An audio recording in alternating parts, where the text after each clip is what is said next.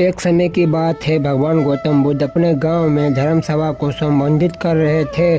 लोग अपनी परेशानियों को लेकर उनके पास जाते और उनका हाल लेकर खुशी खुशी वापस लौट जाते।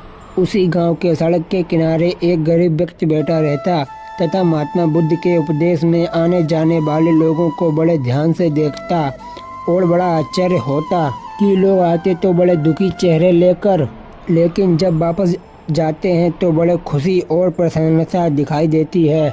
उस गरीब को लगा कि क्यों ना वो भी अपनी समस्या को भगवान के सक्षम रखें।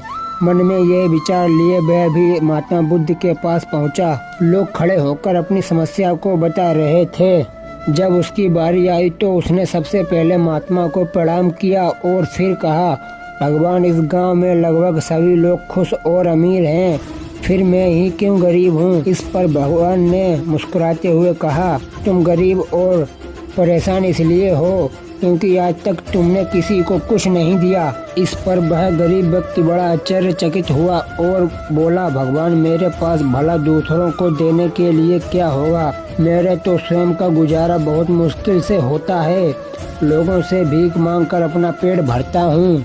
भगवान बुद्ध कुछ देर तक शांत रहे, फिर बोले, तुम बड़े ज्ञानी हो। औरों से साथ बांटने के लिए ईश्वर ने तुम्हें बहुत कुछ दिया है, मुस्कुराहट दी है जिससे तुम लोगों को आशा का संचार कर सकते हो, मुंह दिया है ताकि लोगों से दो मीठी शब्द बोल सकते हो, उनकी प्रशंसा कर सकते हो, दो हाथ दिए हैं, लोगों की मदद कर सकते हो। ईश्वर ने जिसकी ये तीन चीज़ें दी हैं वह कभी गरीब और दुखी नहीं हो सकता। दुखी का विचार आदमी के मन में होता है, ये तो एक भ्रम है, इससे निकाल दो। कभी भी मन में निर्धनता का भाव उत्पन्न न होने दो, गरीबी अपने आप दूर हो जाएगी।